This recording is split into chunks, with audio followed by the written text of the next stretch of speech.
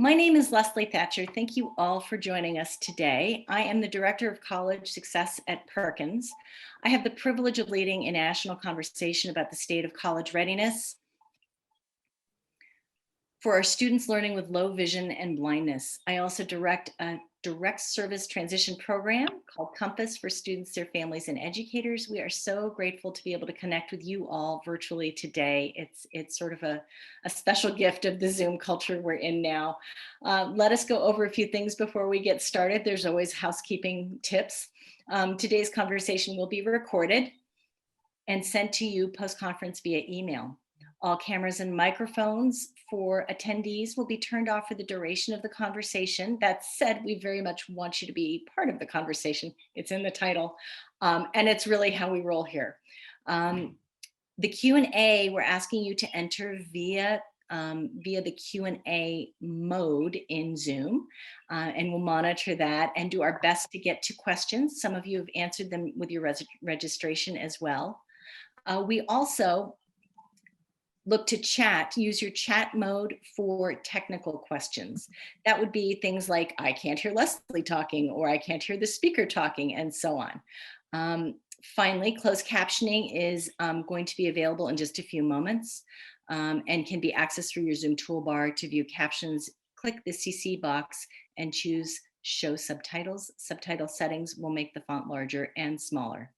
Good, it looks like closed captioning is now available.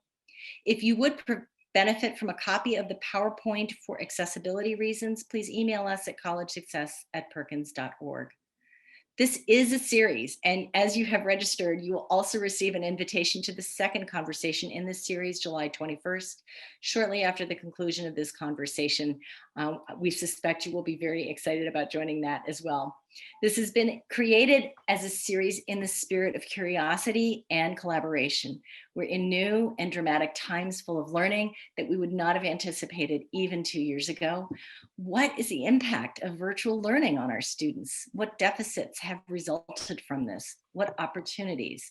Indisputably, however, in all its iterations, technology has emerged as a game changer or major barrier, depending on one's access to appropriate skills, tools, internet, Wi-Fi, and so on. Today's talk with Dr. Wolf is appropriately titled The Reading Brain in a Digital Culture, Promise and Concerns.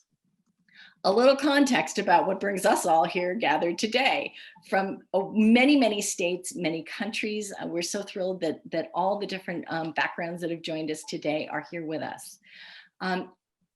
College Success began in 2016 to address persistent challenge in our field, the grievously low college completion rates for students attending college with blindness and low vision. Generally, we know that less than 40% of these students who start college courses actually graduate with a degree within 7 or so years of starting courses. That's sort of a standard measure in the field. Perkins created several initiatives to address this complex issue. We developed and ran a residential gap year program for 2 years, which was deeply informative and has evolved into our newest direct service program, Compass, which is a 9-month virtual coaching program for students, their families, and educators, holistically approaching growth and mindset development over time.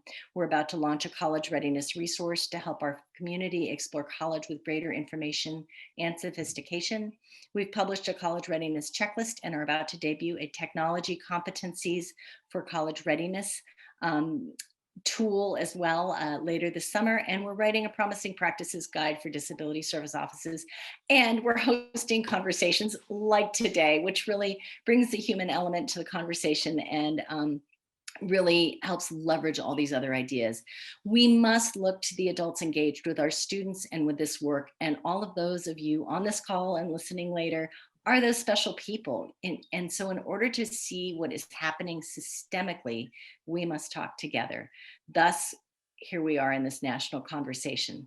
A year ago, we hosted a co-laboratory, which is an intentionally designed, facilitated conversation using focused, carefully constructed driving questions with about 20 stakeholders from across the blindness community, VR counselors, leaders from every level of the education system, teacher, prep, professors and educators, TVIs, all providing insights and leadership experience and a range of perspectives to help us answer those questions. We discovered a few things, I'm sure you can imagine. A deep need to reset our collaboration brains between all of those folks I just mentioned and many more. We discovered that there are crucial gaps in understanding the unique needs of our learners with blindness and visual impairments among our well-intentioned but colleagues in the special education and general education field. We understand the need for these new conversations, and here we are today. The collab also solidified our recognition that the impact of technology in our students' learning should be the focus of this conversation series. Both the ubiquity of technology in our schools today, the unique impact it has on our consumption of information, and our ability to make meaning from it regardless of one's medium, and the assumptions made about the presence of established technology skills at the college and job level elevate this topic to one of major impact and worthy of fresh takes from across the education field. Significant advances in the brain studies of the brain have shown us extraordinary insights about the learning for all students. For example, they are helping us understand the leading cause of blindness now, cortical cerebral visual impairments. We now have a greater understanding of the promise of brain plasticity. And I would suggest that these learning help us connect learning going on in mainstream educational world and our world, and our ability to work with it opens up new doors. It really exemplifies my motto over 30 years as an educator: assume nothing with our very diverse students. I encourage us today to think big, to activate our natural curiosity and what I know to be a deep desire to impact the outcomes for the better for our students. Today's a start and a beginning, and I encourage us to consider pursuing further thinking and discussion in the future. All right, let's get started. I am beyond honored to introduce today's keynote, Dr. Maryanne Wolf. She will be discussing the reading brain in a digital culture, promise and concerns. Dr. Wolf is a scholar, a teacher, and an advocate for children and literacy around the world. She is the director of the newly created Center for Dyslexia and Diverse Learners and Social Justice at the UCLA's Graduate School of Education and Information Studies.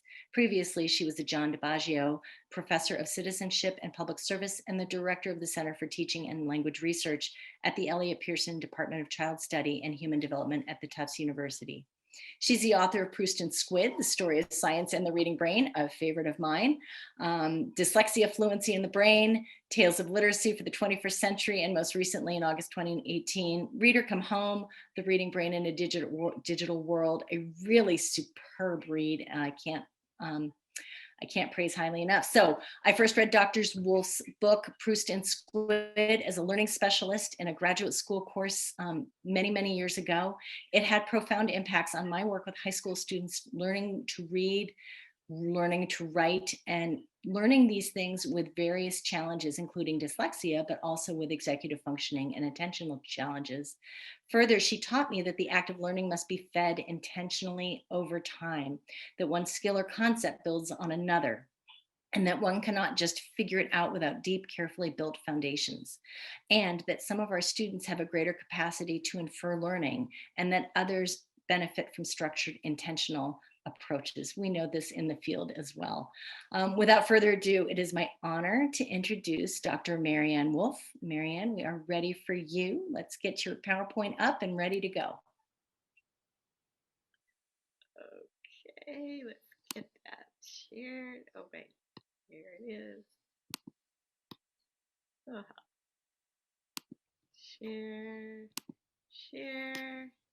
Share. Okay. Welcome. Wonderful to be with all of you. I almost didn't make it here because when Leslie Thatcher first contacted me, I said, "Oh, I don't know enough to be of help to you. I wish I did." But it wasn't a twist of the arm.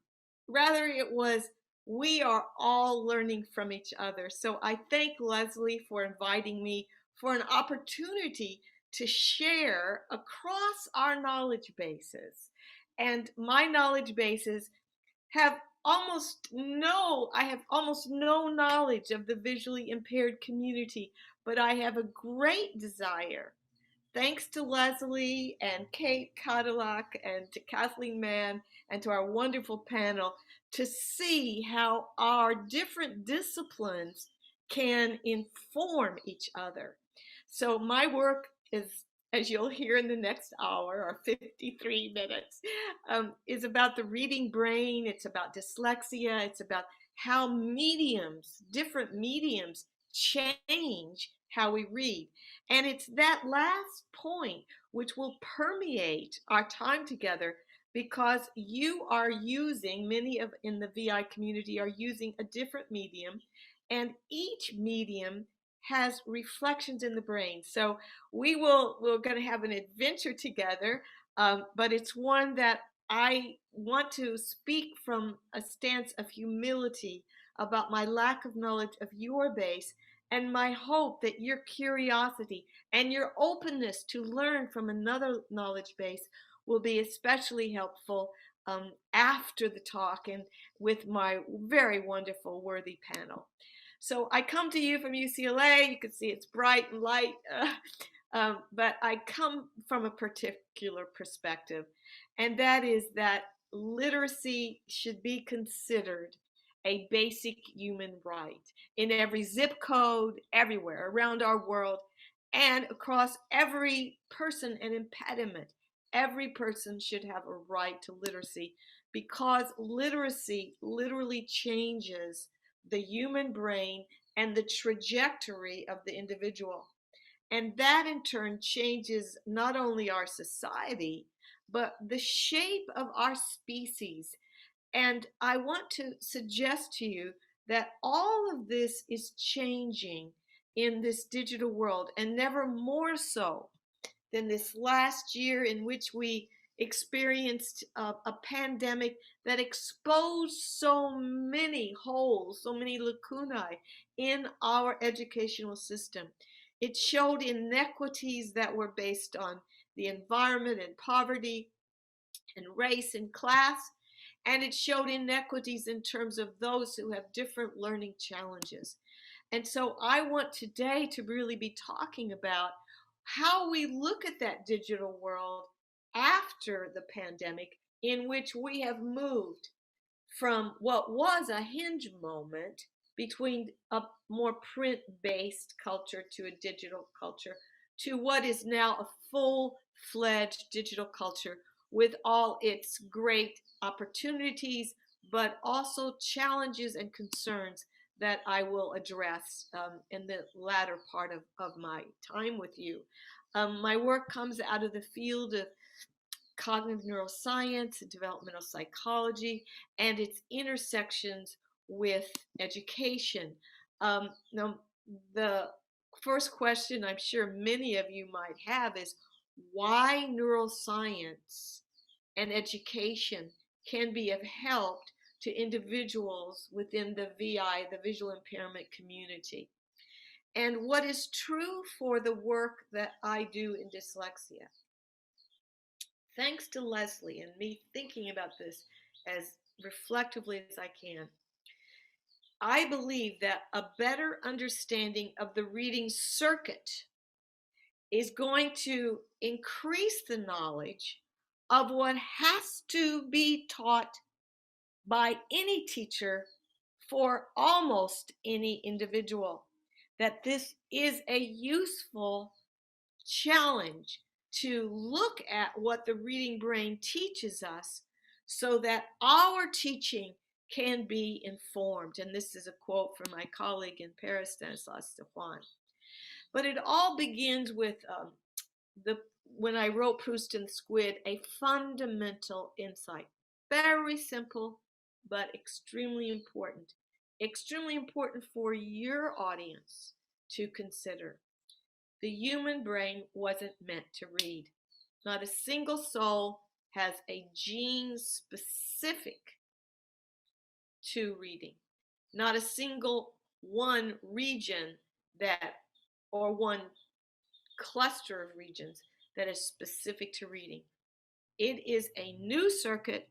It's 6,000 years old as an invention. And that implication is very serious for your work as well as mine. It means that when you build a reading circuit, there's no ideal. It doesn't just like speech just emerge because there's a genetic program for it. There's no program for it. It's plastic. And as plastic, it has to do several things.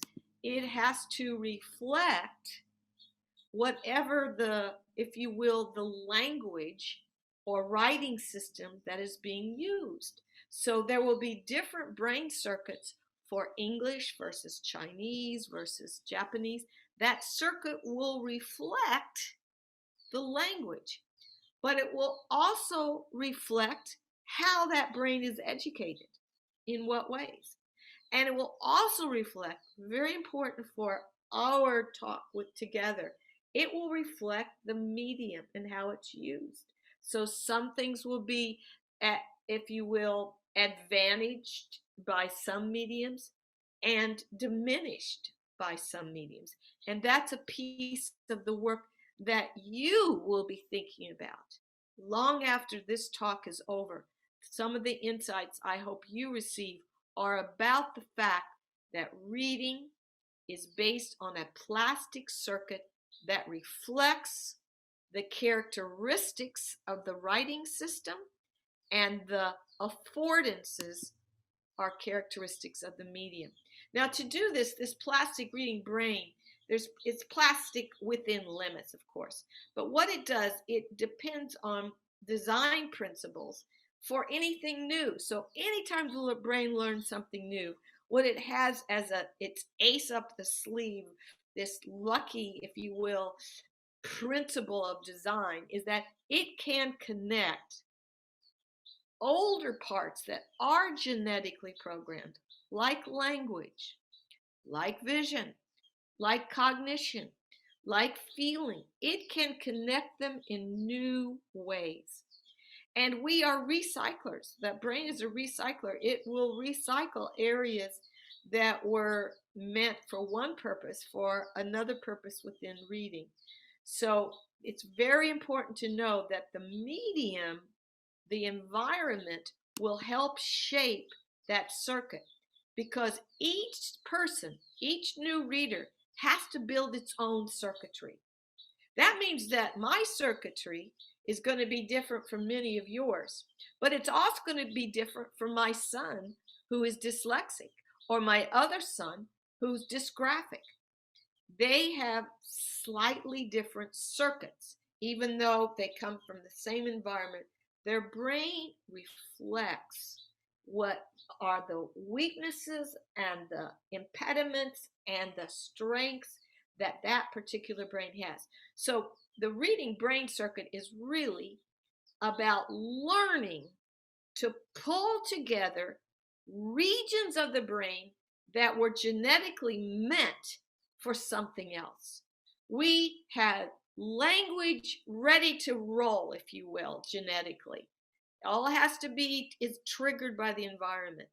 Same thing with thought or feeling, but not so reading. Reading has to depend on the development of all these different components and the ability to integrate them.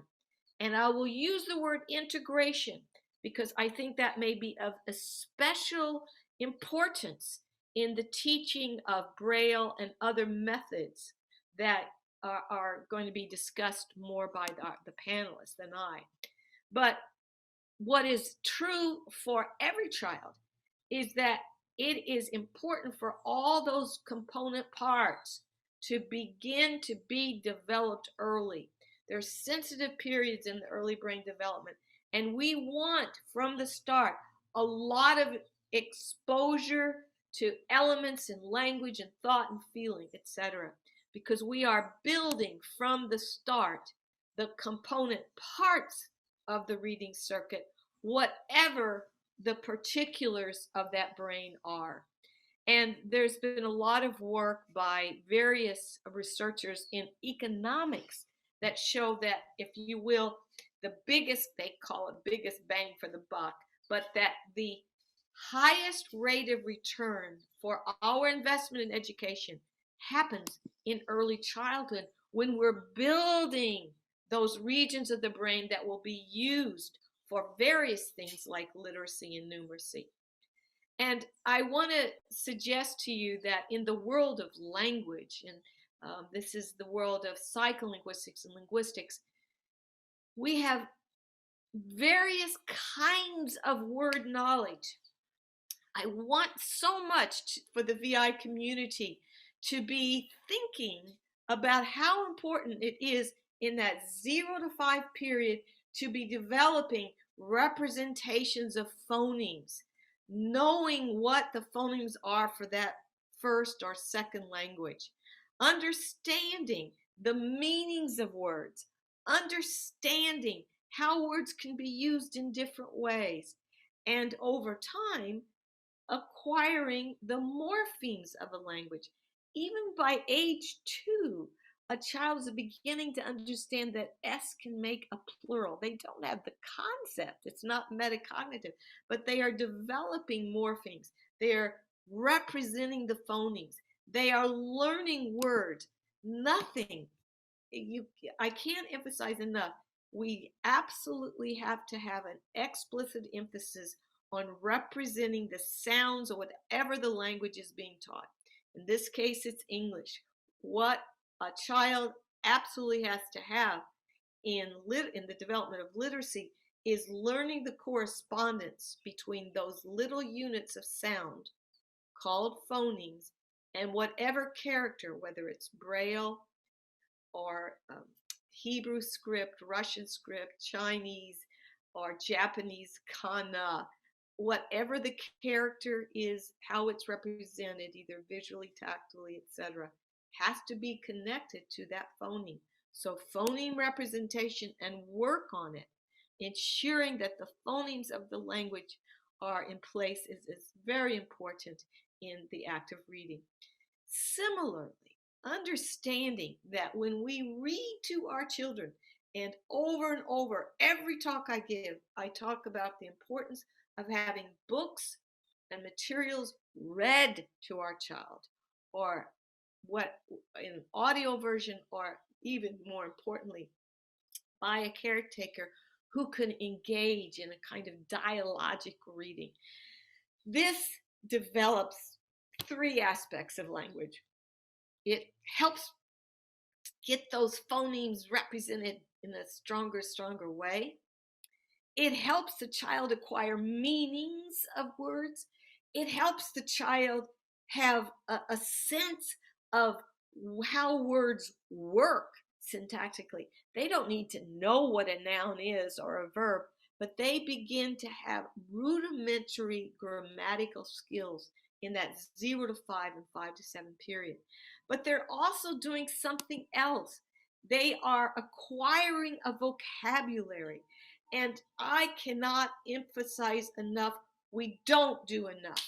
In this, some of the older research that's been updated by John Gabrielli and a colleague of mine at MIT shows us that there is a huge gap in our privileged versus non-privileged families and how many words they hear over and over again. And that privileged family child is going to hear 30 to 32 million more instances of words than the child on the other side of town who is not in a privileged environment. It's not money, it's language impoverishment that can happen. It's associated often with the socioeconomic status because so many parents don't realize that their child needs to be read to.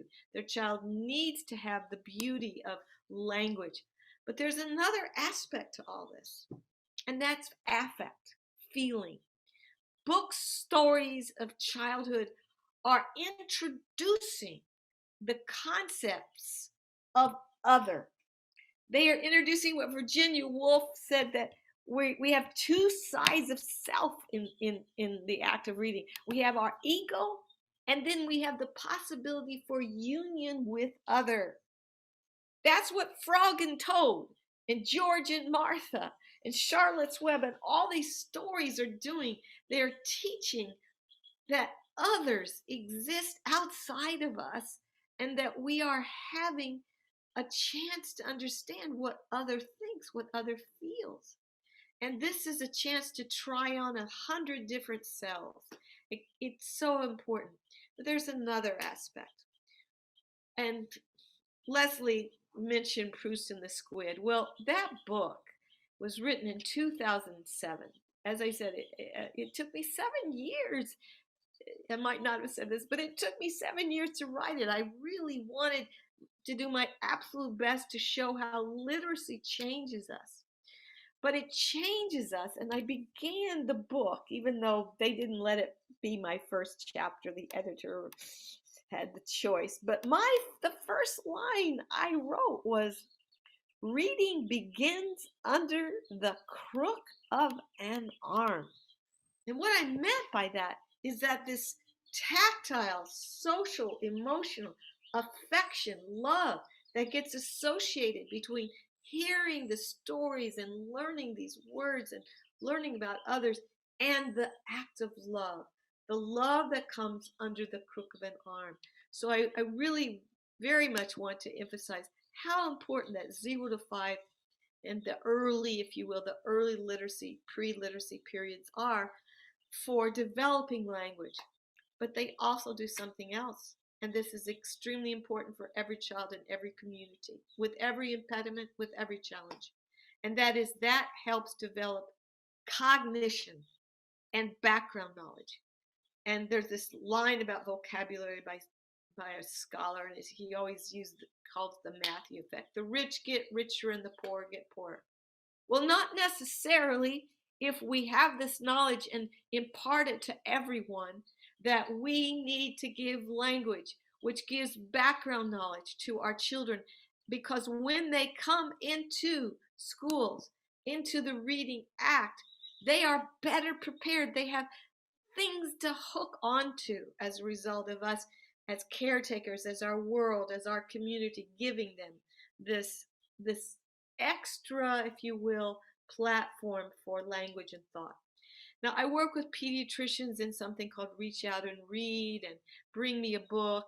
All these are great groups in which we see that just the pediatrician, just by giving a book at a well visit, helps the family if you will, inculcate the act of reading in a daily way. And when you see what happens, the language regions of the children who are read to, I've not ever seen a study of visually impaired, but I certainly hope that someone does that in the research world, that you look at those children who are read to and look at the language regions, because in the research by John Hutton, you see that those kids who are read to have both expressive and receptive language activation that is better than those who are simply just leading their daily lives without that kind of daily reading. Now, he also studied, interesting, very interesting, what happens in those same brain areas for language when a parent reads versus an audio book versus a screen version. And there's no question that when the parent reads, think all those things that go along with language development, dialogical questioning, etc. That's the best. Second best is the audio. So you're still getting a lot of information. But third, and this is for the sighted community, but that use of a screen where there's an animated bells and whistles version, that's the least effective. It's very important to understand that no iPad should be a babysitter for our children.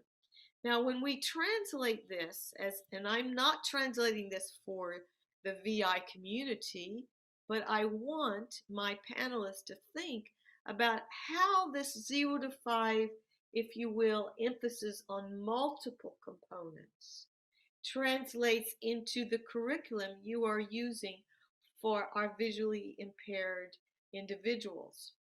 And here I think there's some fundamental insights. Regardless of whether there's sight or no sight or impairment of sight, It is important that all these language, cognitive, and affective skills are developing so that they can be connected with the if the child is learning Braille, etc., or other methods. This has to be connected in all our children. That's what our teaching does. Our teaching is about connecting the various components.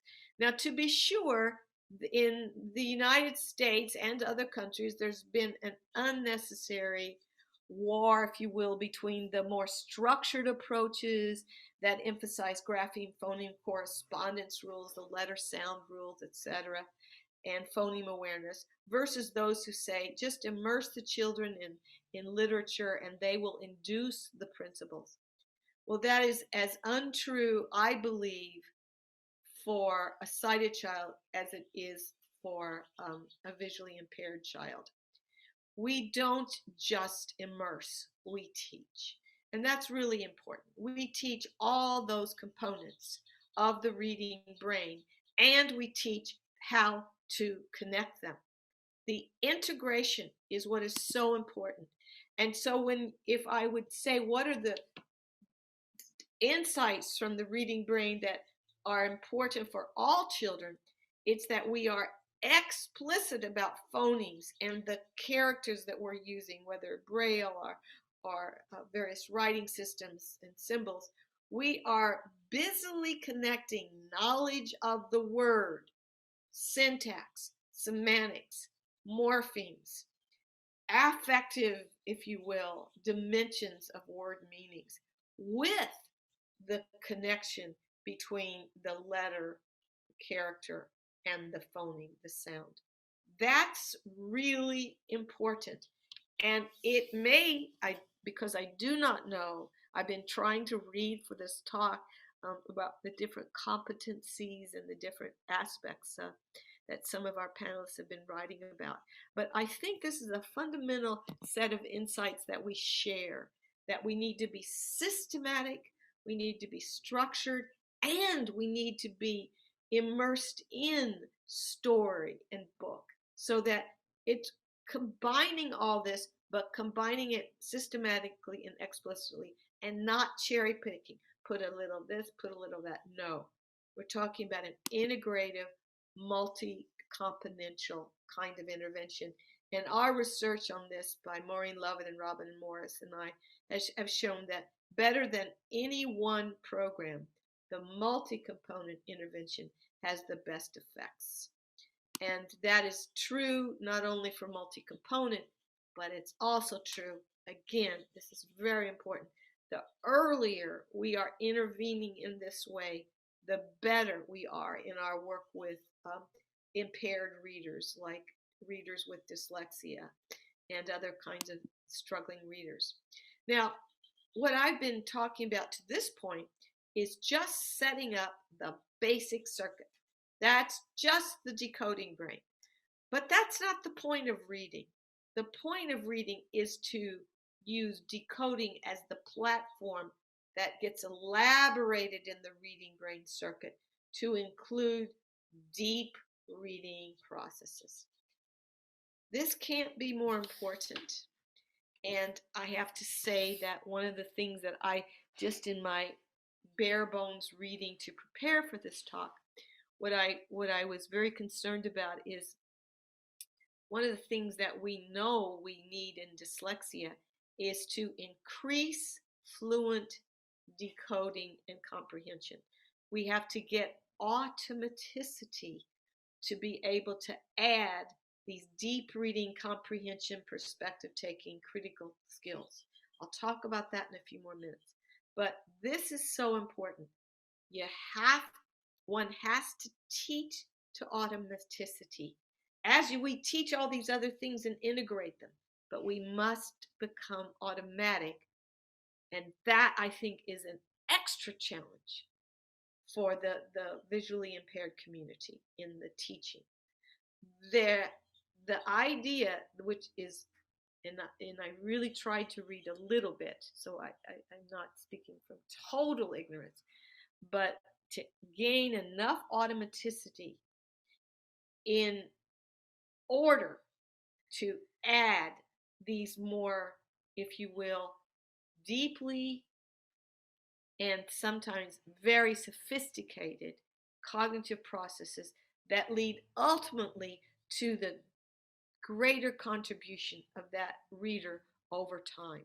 So, what are these deep reading skills? Well, I've prepared you to know that background knowledge is what, when you capture the word, if you will, in decoding it, the more you know about that word, its meaning, how it's used, the more you are able to read faster and with comprehension.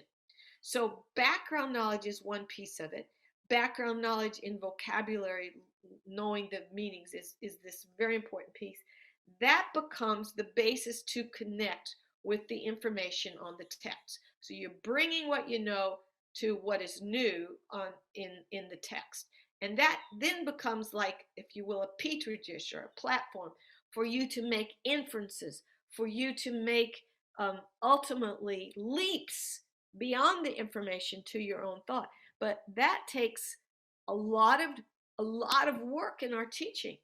Some of our children do not come with background knowledge, and so it's sufficient to the task. But I need you to realize that the more you know about a word, regardless of medium, the faster and more you're going to understand it. Faster and better you will read and understand. So background knowledge is cumulative. The more you have, and it builds, and the reader is building on whatever they have read before. That is a wonderful insight by the great historian of reading, Alberto Mangel. Another set of insights from a completely different discipline, theology, has taught me so much about what is the role of perspective taking in reading.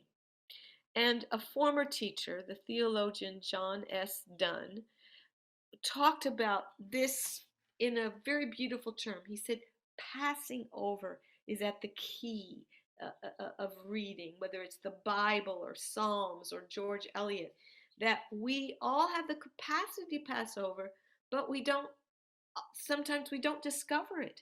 And that's really a part of teaching. How do we help our young pass over into the perspective of Frog or Toad or Wilbur or Harry Potter? How do we do that? We have to help them discover the principle of perspective taking, because that is the basis of empathy and compassion. And it's like our own moral laboratory. And brain imaging just shows us very clearly that these regions that are involved in perspective taking are also involved in developing a theory of mind of other. Now, fiction is particularly conducive for this. Keith Oatley has done a lot of wonderful work in this area. And what he says is that fiction, novel, short story is like a piece of consciousness being passed from one mind to the next. And that's what I believe is at the heart of empathy, which is at the heart, or one of the two beating, if you will, hearts that we possess. And I think of my favorite novelist, Marilynne Robinson, and her conversation with our former president, Barack Obama. And Obama made an interview with her because he said that she was like an ambassador of empathy for him, and that he learned so much about, if you will, citizenship and what it is to be in this world. It's not a black and white world, but a world full of gray and nuance. And he said the trend towards seeing those different as sinister other is the greatest danger to continuing our democracy. Well, I've made a very strong case, I hope, in my work that we have, if you will, not insufficiently understood diversity. And diversity includes everyone in your community and mine. my dyslexia community, my struggling reader community, the VI community. This diversity, we become others to someone else. Well, a democracy requires us all to be part of this beating, the beating of many hearts. Now, the sum of all this is what we're aiming for as teachers of reading. We're aiming for critical analysis that integrates analogy, inference, empathy, and hypothesis testing, whether it's true or not.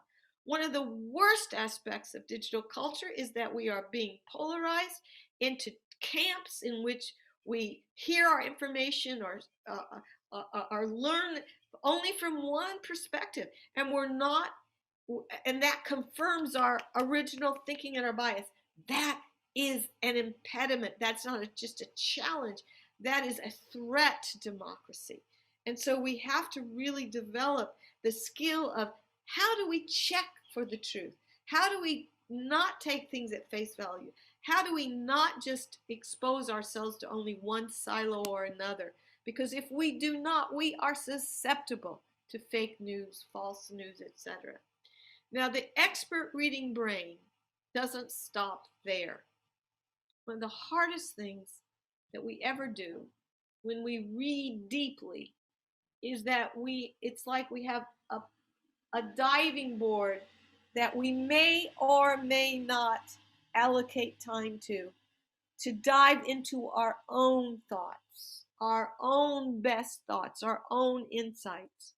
Proust always said at the heart of reading is when we leave the wisdom of the author behind to discover our own.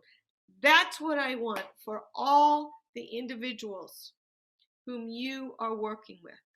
I want it for all our young to learn that there's a sanctuary inside themselves that reading provides as a way of thinking outside whatever the author said and leading us to reflect, contemplate.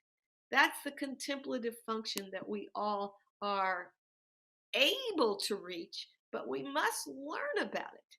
And the deep reading brain in adults requires extra milliseconds, which many of us are loath to give because we're skimming away.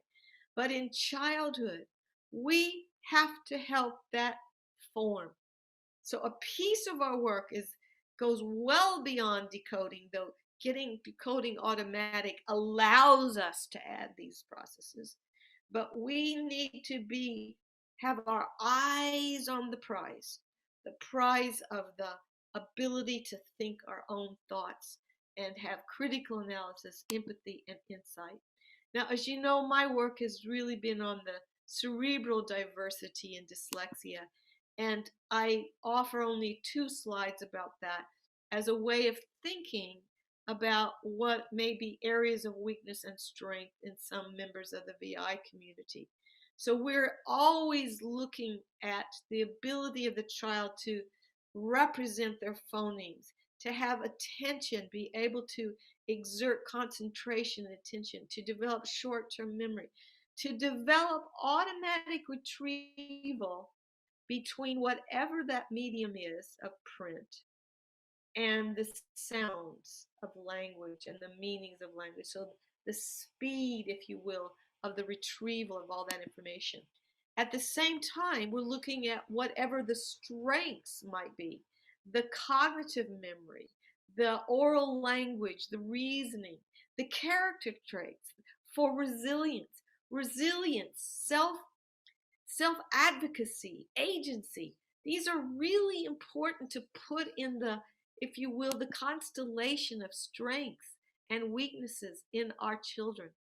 And our interventions that we've been doing are aimed at emphasizing what is the match between the weakness and what we're teaching.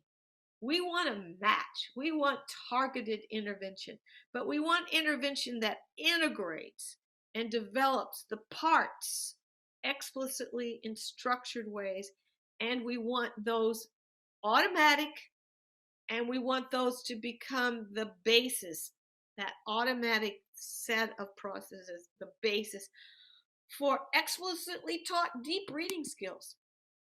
Now, we use a program that is just one example of multi-component programs. I show it to you because there may be metacognitive strategies that we use that will be of help to you. This is obviously, it's called RAVO. It's obviously built for the sighted community, but I believe there would be important, interesting insights that people can learn from what we're doing with the dyslexic community, in which we see that these, again, I'm repeating this slide so you see it, that for that dyslexic community, multi-component interventions are much more efficacious. Now, in my remaining 10-15 minutes, I'm going to place this in the digital culture, in the time of COVID, in the time of the exposure of all our inequities. And there are such inequities for our children with various learning challenges. Your community, my community, have been hit sorely by losing a year for many of our children. And the areas of poverty around our country, we can simply multiply it. Multiply any of the problems that our children with challenges have. They have the extra challenge of having an impoverished educational setting. We've got a real, an imperfect storm. And I say imperfect because the tools that we also have been developing and potentially overusing, but thank goodness we have them at this moment in time, those are the tools of technology. And I know one of our panelists is from CAS, which I just love the work for their computer assisted technology for our various individuals with various challenges. Technology helps us not just have access to information and have much more background knowledge being able to be disseminated, which is very, very critical for our kids, but it also helps us with the practice and the personalization. That's where CAST really is. It's always been so, it's UDL, it's always been ahead of the game, but it helps us practice those foundational skills. This happens to be a picture in Ethiopia where we took tablets to children who have no school, no teacher, no ever an opportunity for literacy. And Curious Learning, my colleagues in Boston, I helped co-create it in the beginning, but now it's all theirs. And that's something that might be of interest to you in the Boston area. It's called Curious Learning, but it's the use of tablets that we especially like to link to the component parts of the brain. Now, one of the apps they have is called Feed the Monster. And also another great resource is the Haskins Global Literacy, where we're really curating apps that go after various parts of our various components of that reading brain, to bring more and more, not just information, but development of how words work and how they work together. Now, although I've been working in the area of giving digital technology, digital devices to our children without schools and without teachers, or places like Johannesburg in South Africa, where we went to settlement schools where there were 80 to 100 kids with one teacher. There is no question that technology is a game changer in many places, but it's a game changer that needs to be more thoroughly understood for its strengths and its weaknesses. And my colleague Patricia Greenfield has this to say: every medium has its costs and weaknesses. The cost in the digital medium seems to be in deep processing. Well, why? Because the affordances of digital devices encourage rapid information, if you will, just surface raising, if you will. They get all this information. They're able to multitask. So the affordances are really good for handling multitasking and handling a lot of information quickly. The weaknesses are that that does not allow allocation of time to the deep reading processes, which require more milliseconds. And we're only talking about milliseconds here, but milliseconds can be given to critical analysis and empathy, or they can be short circuited. And so, one of the things that I'm trying to work with our various groups, pediatricians, is to figure out ways to, well, what are the best ways that we can deal with digital technology. And we are pretty convinced that the amount of distraction that children are getting, and someone they talk about neurotransmitter lollipops, that we get these quick burst of attention, and then the next. Well, that's not the basis for learning how to attend and concentrate and learn at the same level as when we didn't have all this kind of, if you will, platform for continuous partial attention. So by and large, our recommendations with the pediatricians like Barry Zuckerman in uh, let me go back right here, and Jenny Radeski, they have been doing wonderful research, and Naomi Barron, on what are the best practices for that 0 to 5 period, in which really you aren't using much in the first year and a half, and it's very gradual. My colleagues, another colleague in Boston, Catherine Steiner-Adair, clinicians, are very worried about the kind of overstimulation that this can bring, and that resulting in a low threshold for boredom. Like they get, if you will, stimulus, and then it's just the cessation of that makes the child really much more susceptible to boredom. Now, boredom is one thing, but how it changes the executive function capacities of our children, how it changes their ability to learn to focus, is really the point. And the point is well made in a large meta-analysis by an e-read network in Europe. And I'll just so briefly, since I have only 5 more minutes with you, but I want to tell you this study was the largest meta-analysis of how our youth are comprehending material that's either read on a digital screen or in a book.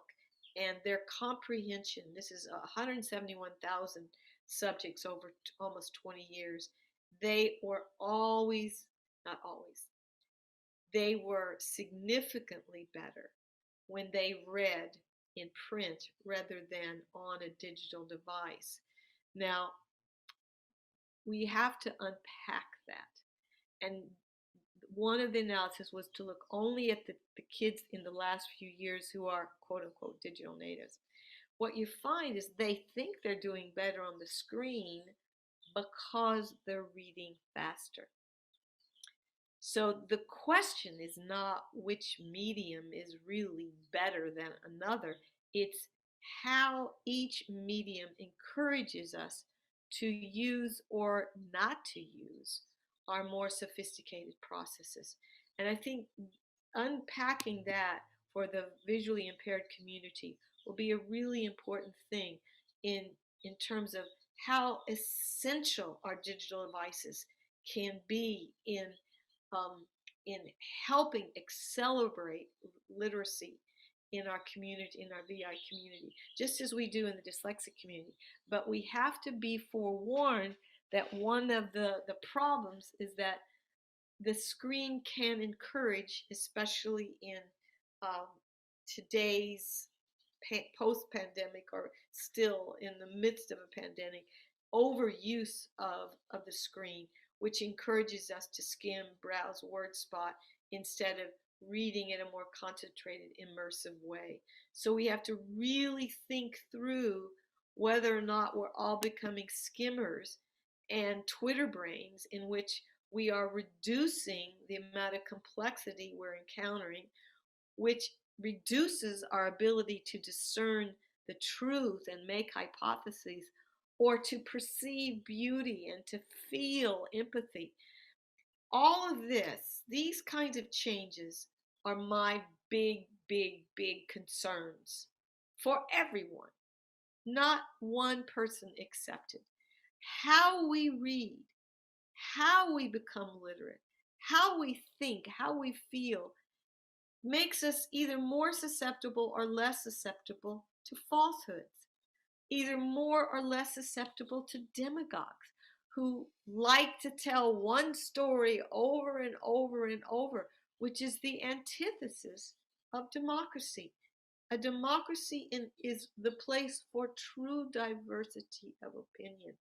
We do not want that threatened.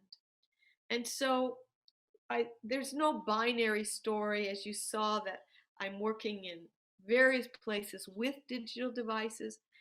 And here's Curious Learning, Global Literacy. I am absolutely convinced that the wise use, and I think it was Julie Poirot who used the term digital wisdom.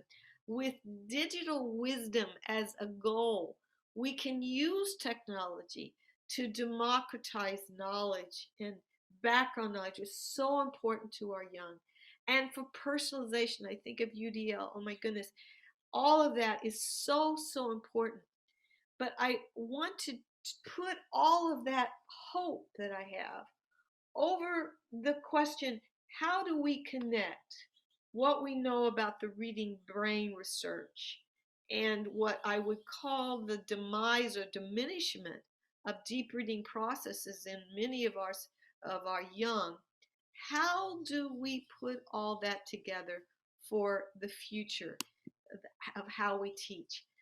And my goal, even in deciding with Leslie to take this talk on, was to suggest that you have so much knowledge, and we all have this great knowledge base over the last 5 centuries, over the last millennium, but especially the last 5 centuries, where increasing numbers of our species have become literate. And how do we preserve the great deep reading brain that we've developed across all mediums and languages and expand it without losing those precious components? How do we expand it with our technology? Well, I've suggested in the book Reader Come Home that if we have as a goal ensuring the preservation and in our young the formation of deep reading across any medium, that's our best, if you will, antidote to the inequalities to diversity. And I mean diversity across the spectrum of challenges that human beings have. I have tried to propose that we need to develop biliterate brains in which our children are beginning their first 10 to 12 years really much more with print, hard copy. And I won't try to make this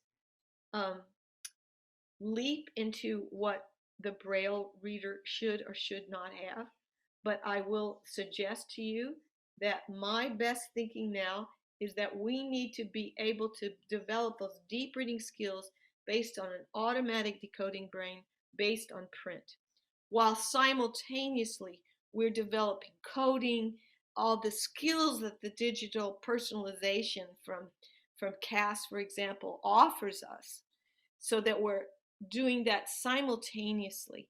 And then somewhere when we are assured that deep reading has really, if you will, has its seeds in that young mind, that then we learn how to teach deep reading on digital mediums, but with purposefulness, with intentionality, and with the sense of agency that we give our youth, that you can form this reflective reading brain in which you give your own best thoughts to yourself and to the world around you, by examining the purpose of what you are doing. So I'll end with this wonderful quote from Rachel Carson about hope and what I hope we are giving our children. I'm not sure I can see the whole thing here. I'll move it a little bit. A sense of wonder, this is what we want to give, so indestructible that it would live throughout life as an unfailing antidote against the boredom and disenchantments of later years. The sterile preoccupation with things that are artificial and that are alienating us from the sources of strength. So I want to suggest to your community insights from my community that will give our youth the best chance at being their best and preserving, I think Leslie called it that sense of curiosity in learning, that sense of wonder at learning. I want that to be instilled in our young. And I thank all of you for the work you do for the visually impaired community and the gifts that gives all of us. Thank you for your work, and it's my dearest, earnest hope that this gives something to you. Thank you. Oh, how wonderful. Thank you so much, Maryanne, for sharing all these insights with us, and for me personally, pulling together these wonderful threads I've heard from you over the years from my work in as a learning specialist and in my work in college success. It brings a lot to the surface right now, and it inspires me, because I do believe our job is to inspire that curiosity in our students to the highest level possible. And in this really dynamic world of this intersection, as you point out at the end, of print and there's so much there. So I could go on, but we have this wonderful panelist, so I'm going to be quiet.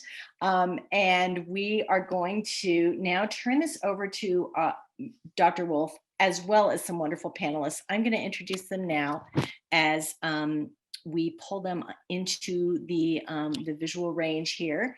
Dr. FM, or Frances Maria D'Andrea, joined our summer 2020 collaboratory. She's the assistant professor of practice teaching, learning and leading at the University of Pittsburgh. Prior to joining the faculty at Pitt, she was an educational consultant specializing in literacy issues for students with visual impairments, and was an adjunct instructor at several US universities. I could go on about FM. You'll appreciate her breadth and her comments. Dr. Tanny Anthony also joined our collaboratory in the summer of 2020. She is the Director of Access, Learning and Literacy through the Exceptional Student Services through the Department of Education in the state of Colorado. I hope I got that right. Dr. Anthony will be moderating our session. And then last but certainly not least, Dr. Richard Jackson is Associate Professor of Teaching, Curriculum, and Society at Boston College, as well as a Senior Research Scientist at CAST that Maryanne has referred to several times. It's an organization focused on universal design principles, including the Universal Design for Learning frameworks, which is sort of one of the go-tos in the field. So with that introduction, I'm going to step out of the way gingerly. Again, post your questions in Q&A, and we'll be moderating them initially. So I hand it over to Tanny. Wow, I took notes, and then I wanted to sit back and read my notes so I could absorb it, but I had to keep going on. So we have a little precious time for some conversation. And what I want to do is just start out. I'm going to give the microphone first to FM for just some quick commentary response remarks, and then we'll ask Richard for his. And then I have a list of questions that people sent in, and then we'll also be looking at the chat.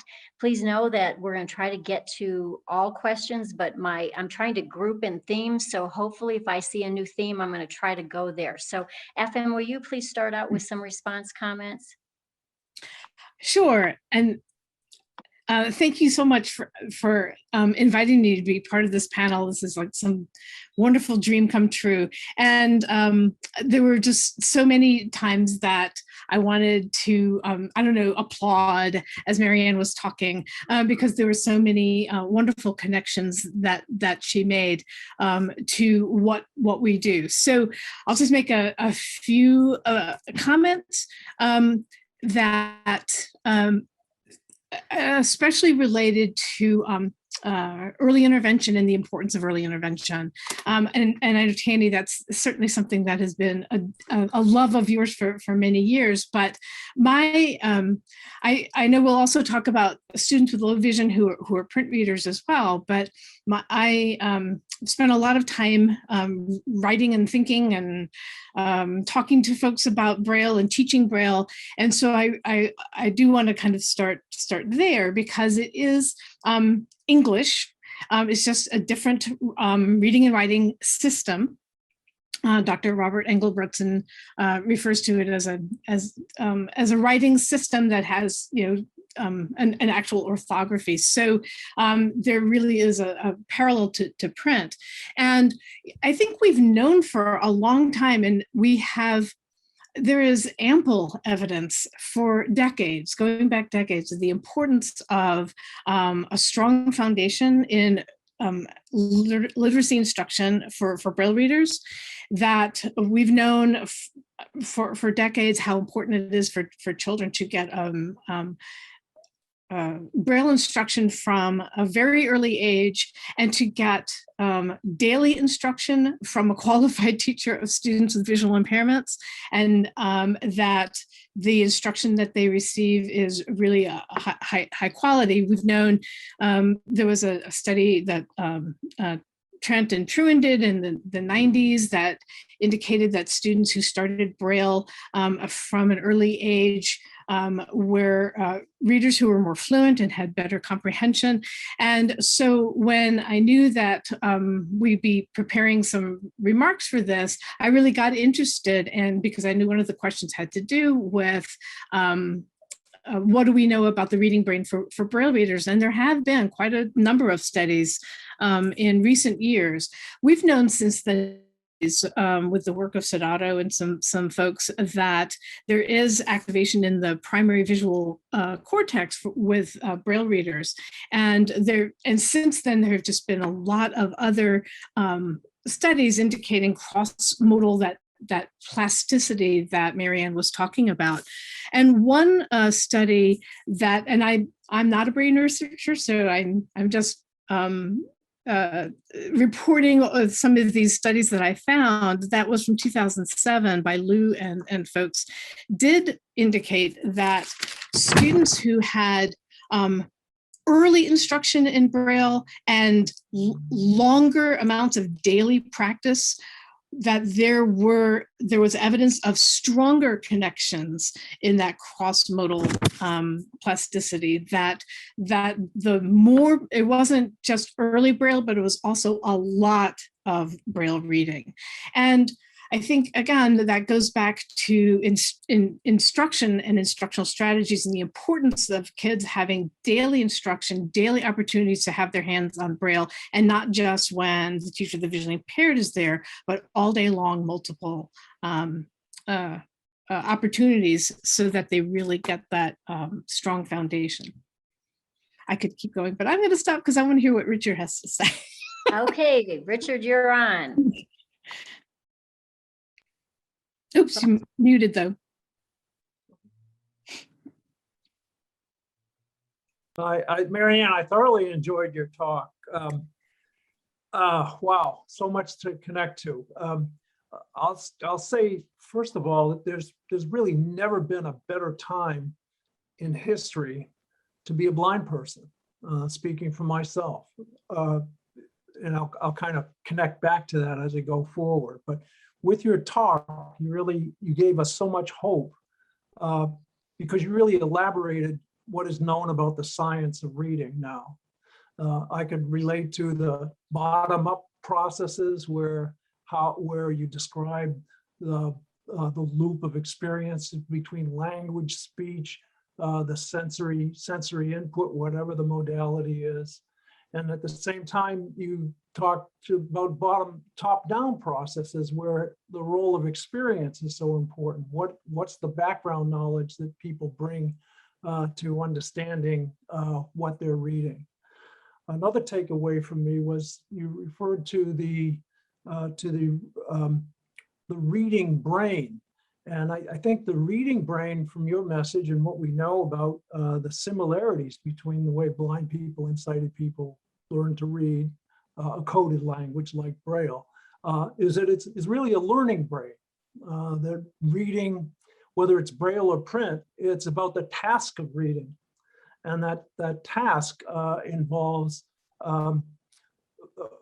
understanding the relationship between speech and a graphical representation of speech, and that's bridged by phonics, by phonology, and then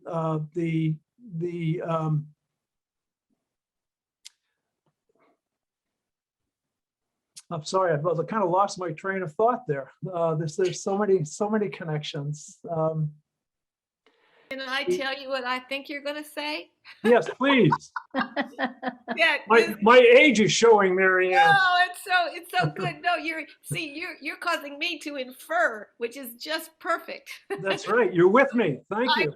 I'm inferring that you're saying that while phonics has done, and is meant to help get us to get that relationship between speech and speech sounds and graphic knowledge, the other, if you will, the whole language group has always been emphasizing, immersive vocabulary and stories. And what we really need, regardless of that learning brain, is to connect them all. Were you going that direction? That's exactly where I was going. That's Yay! right. But I want to make the important point for the audience that the differences are not so severe. Mm-hmm. If we paid a lot of attention to the science of reading in your message, that we could design experiences that would allow all these wonderful things to happen in the reading brain. Mm-hmm. And we could go on for quite a bit of time talking about the differences between learning to read Braille and learning to read print. We can talk about different challenges with developing fluency. We can talk about the connection between the words that kids feel and their actual experiences of those vocabulary, and how impoverished. And then activity, how important activity is, and how important it is to be able to talk about activity. The connection between speech and language development and cognitive development is enormous. And as FM was saying, this points right back to the early experiences that infants and toddlers have. That has to be very carefully structured and thought out so that blind, visually impaired little ones are really experiencing those rich experiences comparable to what happens in a natural environment for a sighted world. So there's so many points. So I think maybe we can get a little back and forth here. I'm anxious to hear what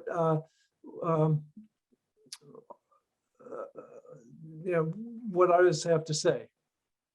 Okay, well, I have a lot of questions. I will just say this is music to my heart as an early interventionist, because what I really appreciate, Maryanne, is how one of the words we often use in our field is how deliberate we are. We have children who do not benefit from incidental learning, so we are incredibly purposeful and deliberate in what we do. And we mean that with experiences and hands-on and language overlays, but there is a balance to how we do it so that it truly makes sense to the child. So honestly, this was great news. I think we all feel hyped up. I'm going to go through some questions, and some of these may feel a little sporadic. I've tried to group them by some themes, but I may just catch you out guard and circle back and do all sorts of things. But I want you to picture today's student. One of the things that you talk so beautifully about is just what's happening with technology. And we have certainly kids who have more options than they used to, because there's more auditory technologies, more opportunities for them to listen and learn. So think about a kid that we're going to call a striving Braille reader. So Braille is not just rolling for this kid. And this is the kid who may be a little combative, a little independent, to say, why can't I just listen to learn? Why can't I do everything I need to do from an auditory mode, as opposed to this thing called Braille that is a tangible system, either with Braille paper and a Braille writer or a slate and stylus, or any kind of tactile Braille technology. So I don't really know a good way to do it, because people may be jumping. So I would like to just maybe have you raise your hand, and I'm going to call your name so that we can identify. But is there somebody that would like to speak to that particular question? Okay, well, FM has her hand up. There you go. Go for it. I think that really is an excellent question. And I think there has been a lot of research in the last 20 years. You know, we talk about the National Reading Panel and the simple view of reading and how important it is for language development and things. But there's been also a great deal of interesting research that's been done on motivation.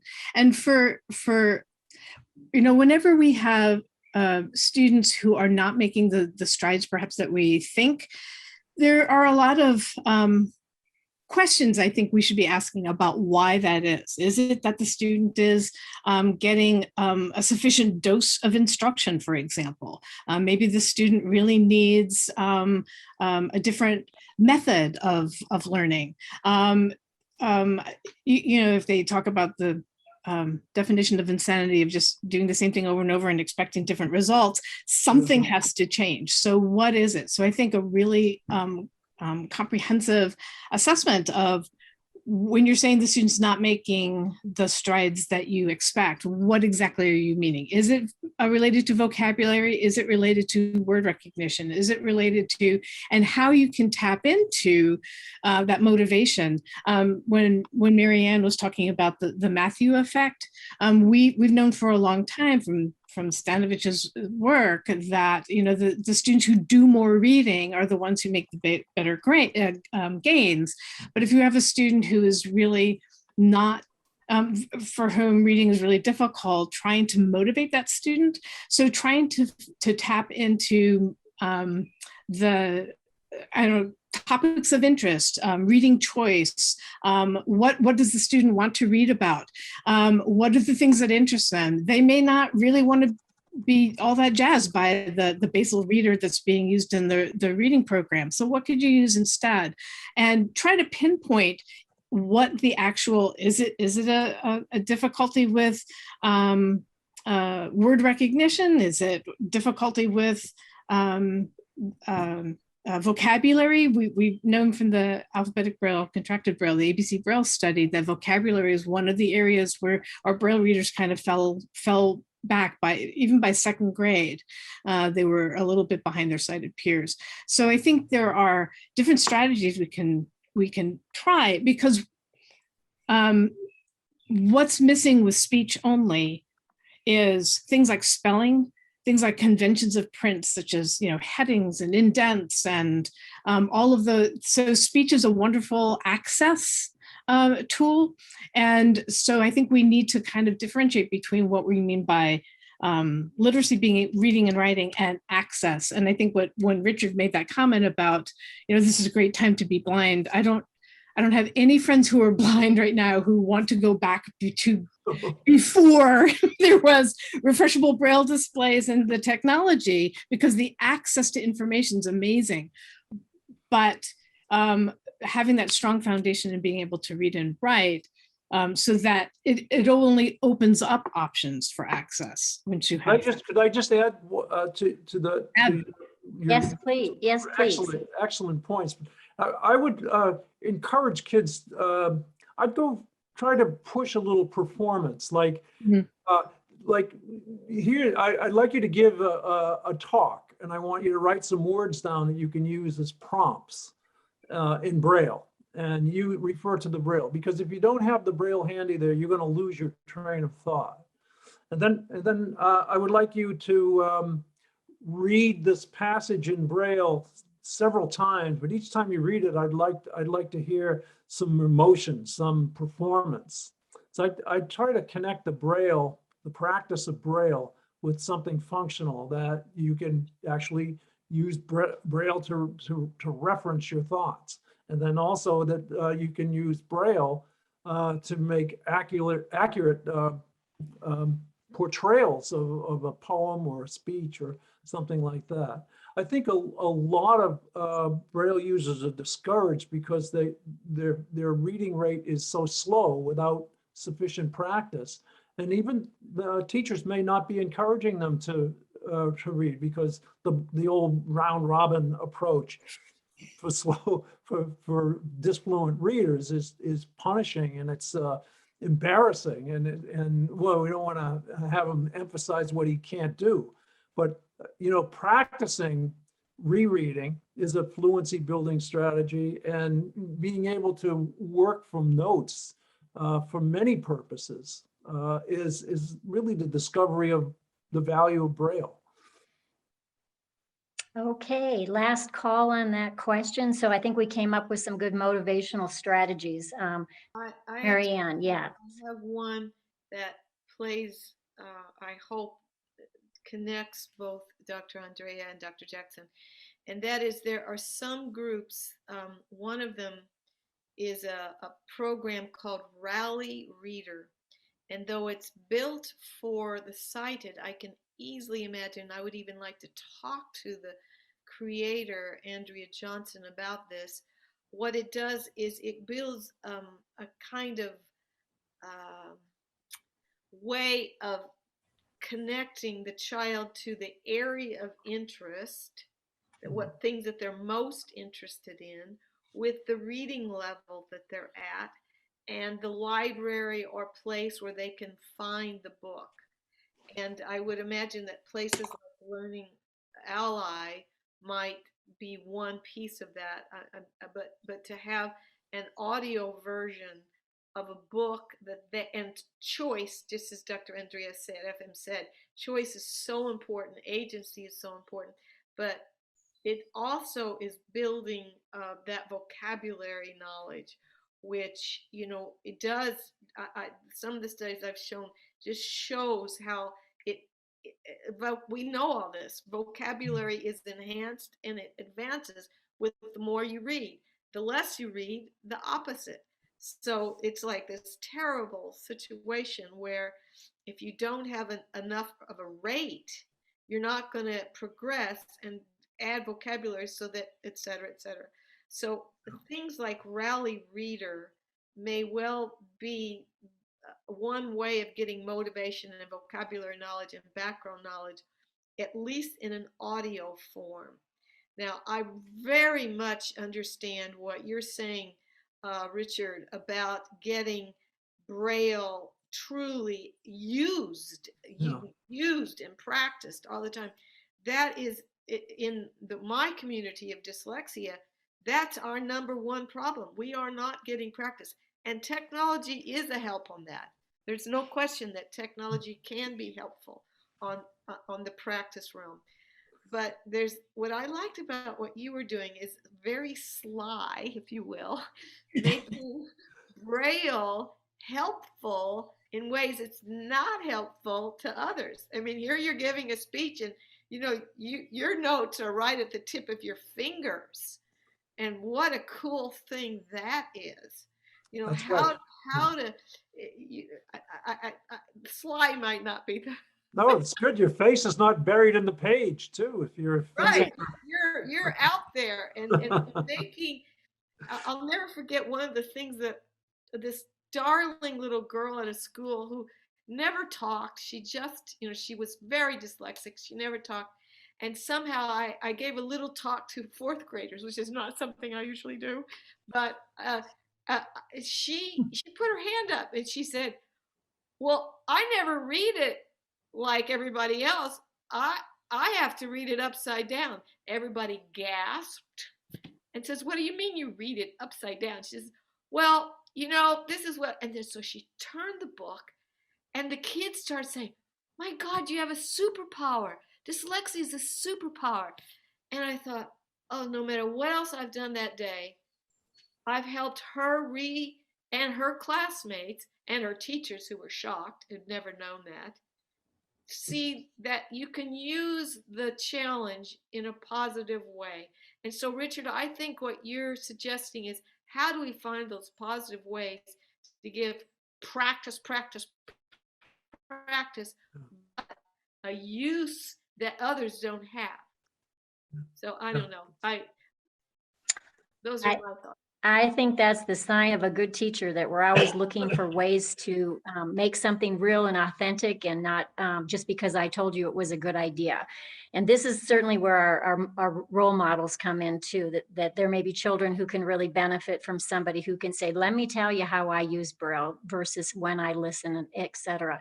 So I'm going to move us to a little bit different question. This actually is a combination of something that somebody put in chat, and also one of the questions that came ahead of time, and it's really about the relationship of reading speed and comprehension. So, and this kind of plays two different roles. So one is just everyday reading, and then think about when we're testing kids. So oftentimes when we're testing kids, what are the technologies we're using? So who would like to talk about just think about a Braille reader and standard reading speed, connections to comprehension, and then how does that play across a school day? How does that maybe play across state assessments that are really metrics of what we believe children know? So who wants to take that one? That easy, simple question that somebody could do 14 everybody can dissertations on. deal with that, but there's so many facets to it. Yes. You know, it's like, I'll just make the generalization that there's a strong relationship between reading speed and comprehension, because when you're reading quickly, fluently, you're getting the intent of the author within your working memory. And so you can operate on that information more efficiently than if you are just going one word at a time and focusing. But then it's what are you paying your attention to? You're paying attention to decoding and not to word meaning. That too slows you down. So then connecting with testing, that's another whole issue. What are we testing? At CAST, we've made the argument that reading is a multifaceted construct. So if we were measuring reading in high school, the ELA framework, we're really testing comprehension. Well, if you are working at a first grade decoding level, how can you possibly comprehend complex reading material at that reading rate? So we argue that you should be using speech on top of whatever the primary medium is, if your fluency is really that deficient. You really should be using the tools that help you learn the best with literacy to be tested in the ELA framework. So I just went all over the place. Sorry. Well, it was kind of an all over the place question. So any darts on the scoreboard, you get points. So you scored. So FM, what do you think? I'll try for one. I'm going to try for one. And okay. It's playing off what Richard said. There is no question that if you think about deep reading, you can't use deep reading unless you're automatic. It's piecemeal. It's not really coming together. So you have this, what I don't know about Braille is what is, in the Vygotsky term, what is the zone of proximal development? What's the ideal way that you read just fast enough for someone who it's laborious, but you're reading fast enough to connect the deep reading? That's very different from the problem that we have in digital culture, in which children and youth are reading just at a surface level, and they're reading fast but superficially, and that's when speed is actually deleterious to comprehension. So you've got, just as Richard said, reading is multifaceted and complex. This is a complex one. You have to read fast enough to allocate time to those ever more sophisticated processes. But you have to read slow. You have to read slow enough that you don't become a skimmer and a browser or a word spotter. So yeah, working with speech and the technology, it's very important that you can control the rate Yeah. that you have user control of the rate. Otherwise you're kind of listening passively and you're not able to do that deep reading or Right. close reading. And this is FM, and I'll just add a couple of thoughts because I get that reading fluency question more probably than anything else. And because we don't have national norms for Braille reading rate, the ones that I see most often are decades and decades old, and there are all kinds of complex reasons why we don't have those stats. I mean, we don't have the 10,000 students that other charts are based on, but for each grade level, I mean. But we do know, as Maryanne was just saying, I mean, there is evidence that the purpose of the reading task changes the reading rate, and that is also, there was a study that had been done about that. So certainly with Braille, you can learn to skim, especially when it's on paper, but certainly you can skim with refreshable Braille displays when it's just a line at a time. But for that deep reading, yes, I mean, if you're reading a set of directions or a recipe and you want to just kind of skim through it and try to find some interesting information, and then go back to the top, you're going to read that differently than you're going to read, I don't know, a novel, for example, or an informational packet or something else. So you read for different purposes. Another study that I've been involved with Dr. Cheryl Kamei-Hannon and Dr. Kay Holbrook and Dr. Tessa McCarthy, with refreshable Braille display and some stories. We frankly were actually quite surprised that the students in that study had really high comprehension rates, even when they had a fairly slow reading speed. And we've kind of talked about that quite a bit, because I think there's a difference between students maybe who read sort of slowly, but quite accurately and with understanding, and they're monitoring themselves as they're reading, as opposed to students who truly are trying to decode every single word, and they're putting so much effort into trying to recognize words, decode them as they're going across, that by the time they get to the end of the sentence, they don't remember what the beginning of the sentence was. So there are some students, I think, who just have a slow reading rate, and perhaps it's because they haven't been encouraged to read faster. I like, Richard made that comment about repeated reading, which is a long-standing strategy that's been known for a long time about increasing reading rate. And there are sneaky ways to do that as a teacher, to increase, by having them rehearse for, a play, for example, or do readers theater, or there's fun ways of doing repeated reading that isn't just, here, read this now for the third time in a row, that gets students to be more fluent and read with more prosody, more expression as they're reading. But as far as whether there's I think what Maryanne was just saying, it's difficult to say what is a perfect reading rate, because it depends on the task. But as long as the student is reading accurately, without long pauses, without backtracking, without scrubbing up and down on the dots, then you can encourage them to keep moving forward and to keep moving their hands, and encourage them maybe to read with a little bit more of a rate, just because, as Richard said, there's a lot of material to get through. And by the time you get to high school, our students really are multimodal students. They're using Braille, they're using all kinds of other support devices and things to kind of keep up with just the sheer amount of work that has to get done. I do have a bit of a follow-up question, a dilemma we've seen repeatedly, and tied to that deep reading automaticity. How do we develop a plan to teach students to read at the pace and depth needed for college readiness success and on multiple platforms? So I appreciate what you said, FM, that we're preparing kids in high school. They have a lot of experience. Hopefully they have a repertoire of different tools. But how do we really prepare them for that college level reading they need to do? Is there a plan? And if so, what would that plan look like? Well, this is Emma. I'll just, before you speak, Richard, because I have a feeling I know what you're going to say too, but I will say a study that I did, 10 years ago, of students who were high school or college youth.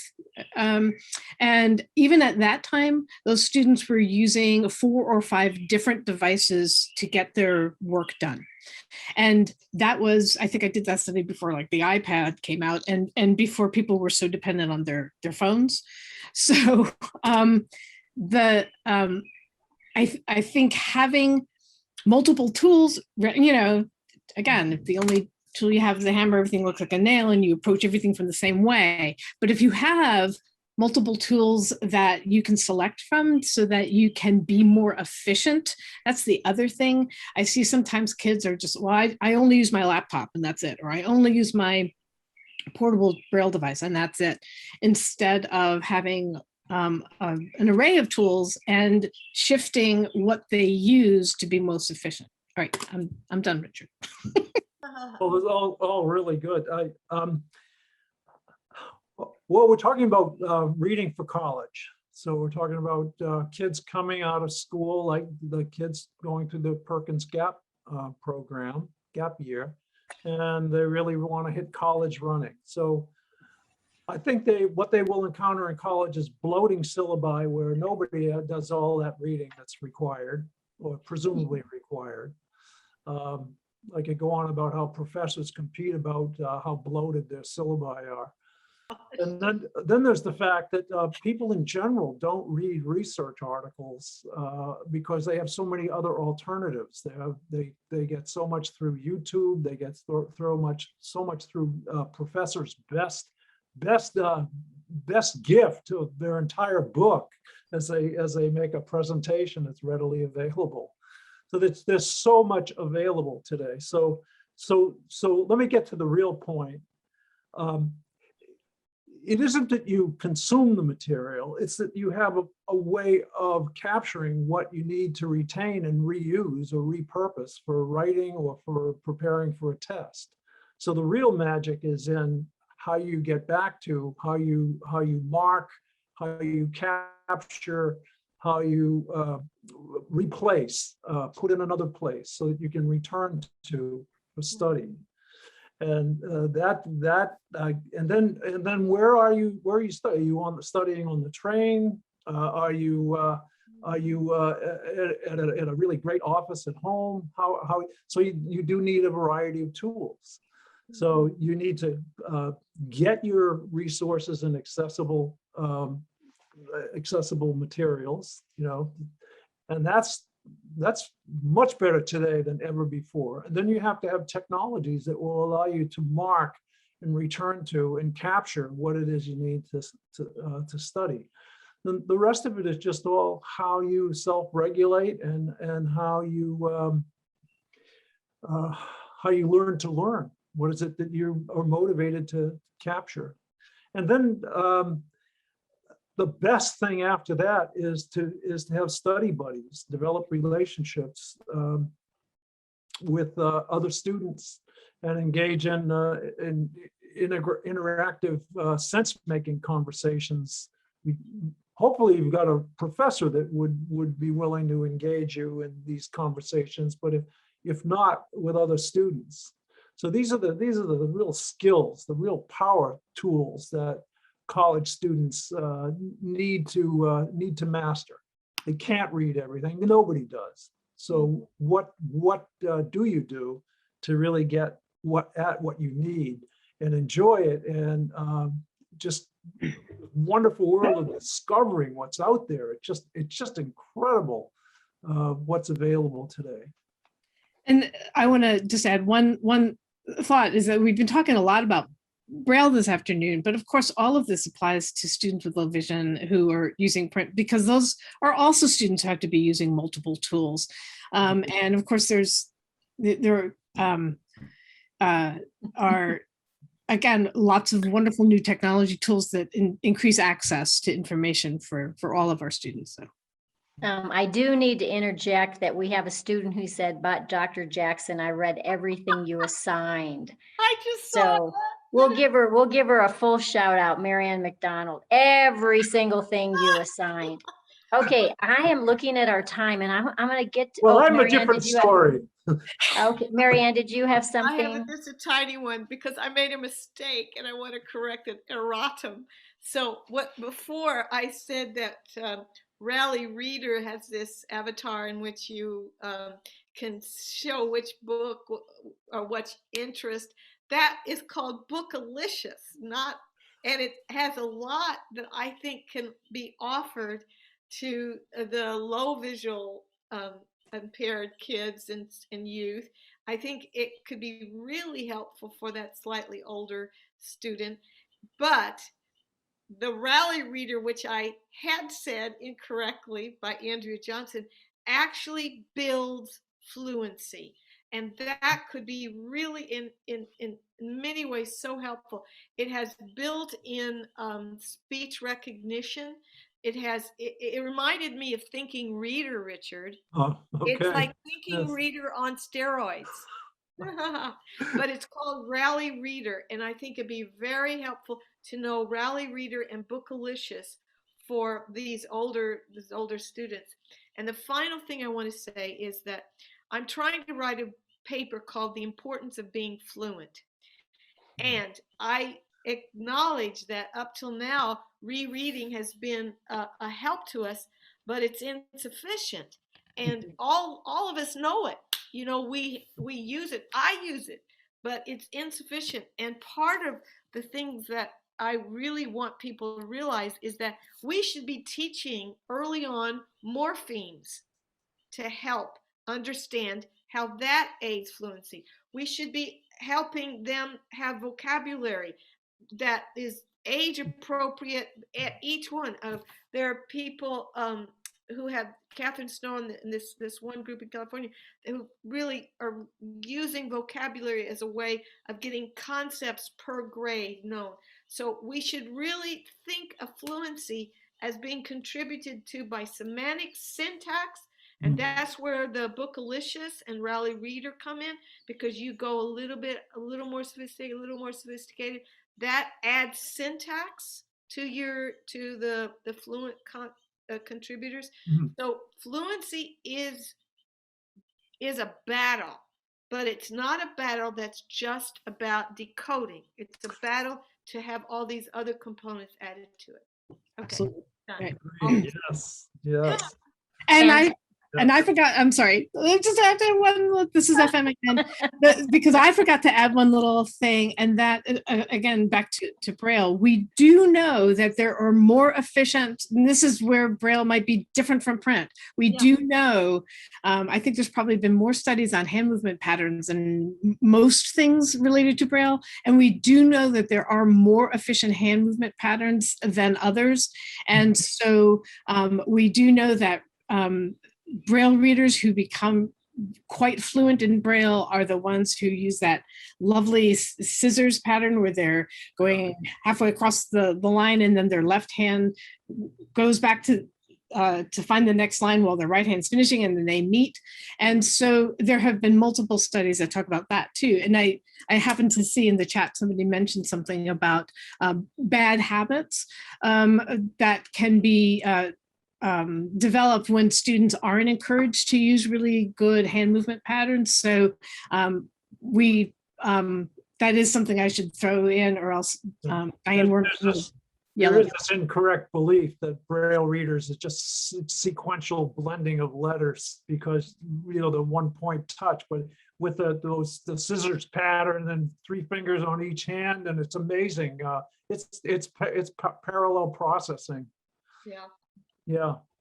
Well, I love this conversation. I think it's led to our next question, and it's really about dyslexia. So here's a question. So Maryanne, you can picture that we have people trained in reading interventions, maybe literacy coaches, experts on one side, and then we have teachers of students with visual impairment on the other. We hope that they blend, that they talk, that they share, that they communicate, that people actually have a good body of knowledge in reading, no matter who they are. But sometimes it comes down to, is this a kid who is blind, visually impaired, and dyslexic? Is there such a kid? How do we get there? How do we make that diagnosis? Is it as simple as reversals and brailles?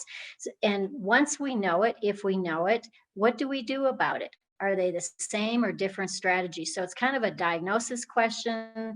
How do we work together question? And is there something unique? So I appreciate what you just said about Braille, because certainly that's an added dimension that kids who are print readers are not thinking about hand movements. So what's unique about this population? What's the same when it comes to diagnosis and strategy specific to dyslexia? So if I could truly, thoroughly answer your question, I would pat myself on the back every day for the next year. I can't, but I can suggest the following. Since 1976, the emphasis in dyslexia has been on the great contribution by language regions, not by visual region. That does not mean that people like John Stein and even Guinevere Eden have done studies in which they show that some kids are having areas which are called in the visual word form area, where the temporal and the occipital lobe meets. That's where we're storing, if you will, images of words. And there are some kids who seem to have that as a weakness. But by and large, dyslexia is, and when I say by and large, I mean like 70%, 70 to 75% of our kids will not have anything to do with vision. It'll all be largely phonological, or the speed with which visual areas and language regions come together. That's usually diagnosed by something called rapid automatized naming or naming speed tasks.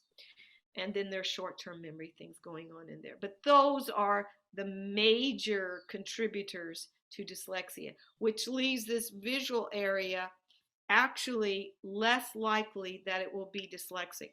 Can it happen? Unquestionably, if it can happen, it does, because that reading circuit includes vision. So it can be affected by low vision. But is that, at least in the current understanding of dyslexia, is that dyslexia? I would call it an interesting possible subtype, but it would be very, very rare. If all the recent research has anything to say to us, it's very, very rare. But it can happen that you can be visually impaired and dyslexic. Now, how is that so? Well, in essence, dyslexia is not about reading. Dyslexia is about a different brain organization in which the regions for the reading circuit are not either coming together fast enough, which is the more fluency-based issues, or having specific regions of weakness, usually but not always, in phonologically based processes. So I have no perfect answer, but the third part of your question was really, so will the same interventions that we use for our kids with dyslexia be useful for visually impaired? Here's my caveat. My newest research is on trying to have what we call towards early differential intervention. So if those children are having phoneme-based issues, absolutely. If they are not, then the emphasis that we would place on all these other processes, which I talked about with fluency, those will be appropriate. So what I would suggest to you, and I've never answered this question ever, and Tanny, you are putting me you're making me make a synaptic leap that I wish were not being recorded. But my guess is that the low visual impaired children will benefit greatly from a multi-componential intervention that we use with dyslexia. That even though they don't have quote unquote phoneme based, some emphasis on connecting phoneme to visual information, to syntactic information, to semantic information, to morphological will be of help. So whenever there's a visually impaired child who is having fluency issues, which I would bet would be the largest portion of them, they may well benefit from our interventions, which are multi-component and after this fluent comprehending brain. So there will be some children who won't benefit particularly, but I'd say most would be, which is why when Leslie asked me to do this, my first insight was, you know, probably the emphasis on Braille automaticity could benefit from our multi-component interventions, which go after vocabulary, syntax, morphology, etc. So I think there's something there in that question that is the reason why I agreed to do this talk. FM, Richard, any thoughts very quickly? Well, one just quick about Braille cell reversals. I would really focus on tactile discrimination just through repeated trials to see if that's what's going on, because or are these problems happening without that basis? It would be hard to move up to whole character, patterns of words together. Okay. I'm not sure. I think FM, you better take on that thing. It's almost like you can't reduce dyslexia to twisted letters, strephos embolia, what used to be called. About reversals. We almost Right. never discuss. I haven't given a talk with the word reversal in it for 10 years. Right. And that's in Braille, though. Sorry, Richard. That's the most common type of miscue of error is reversals, because when you have a symmetrical cell, 3 dots on the left side and 3 dots on the other side, and there are just 63 combinations of those. There are reversals are the most common. R and W, for example, are reversal. E and I, that's a very common reversal for kids. So because there's a lot less redundancy in the Braille than there is in print. So okay, so I'm would looking. you say that can be addressed? Could you say that could be addressed through practice, through a direct intervention, as opposed to? Yeah, I think so. And I know when, for example, Sally Mangold's work of even introducing the letters of the alphabet, in the work that she did in her program was introducing the letters of the alphabet, so the reversals were far apart from each other. So, if you learned E, and then you wouldn't learn I for until E was really solid, for example. And that's again for young children. And this is, I'm going to end to turn it over to Leslie. This is why we need a team approach with our learners, because we have Braille experts, literacy experts, dyslexia experts, parents, kids, etc. This is where we need to work together to do the diagnostics and figure it out with progress monitoring, etc. So with that, I have more questions, but I am out of time and I'm giving it back to you, Leslie. I want to just thank everybody. I think we all learned a lot. Absolutely. Tanny, Richard, FM, Maryanne, thank you all so much. There are other questions in the chat. I've posted a comment that some of the Rally Reader and Bookalicious will get links and investigate accessibility and such. But there's lots of ideas that are emerging out of this. There's lots of opportunity to make more refined IEP goals with deeper understanding, which is exciting to me as I see some of the gaps our kids have.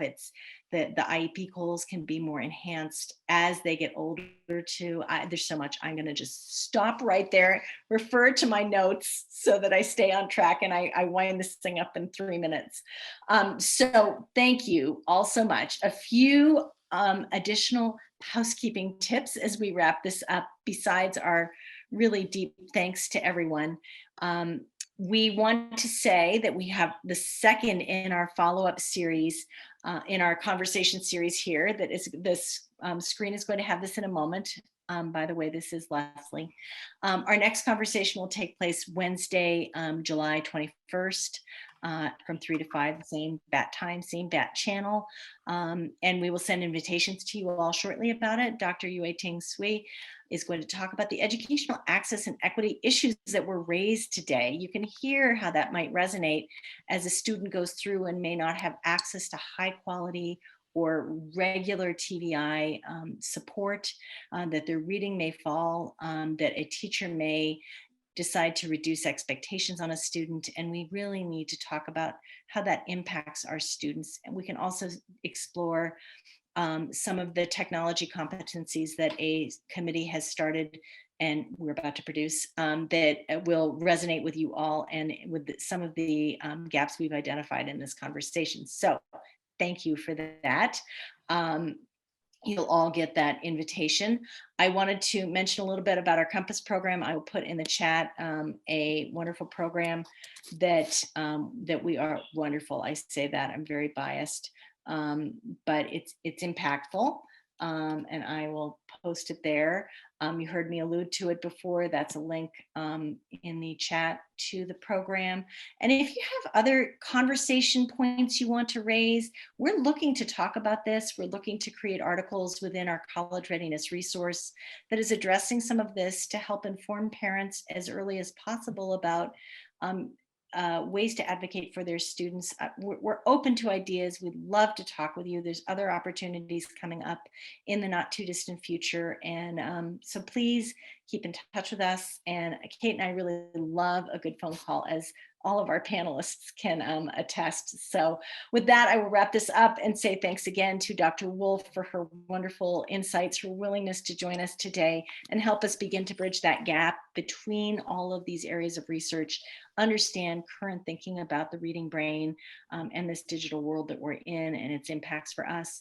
And thank you to Tanny Anthony, Richard Jackson, and FMD Andrea for joining us for this dynamic, active panel, and to all of our attendees for joining us as well. It's been a real honor and treat. And with that, I say good night to you all. Thank you. Thank you, everybody. Goodbye. Thanks so much. Bye-bye. My pleasure. Yes, thanks for inviting me. It was wonderful. It was Thanks. wonderful to work with all of you. Oh, And my Richard, tell David Rose I took his name in vain. I sure will. Thank you, everybody. What a wonderful conversation. Oh, it's been fabulous. And let's keep it going. We will see you in July. How about that? Sounds great. Thanks. Thank you. Bye-bye. Bye. Bye. Bye.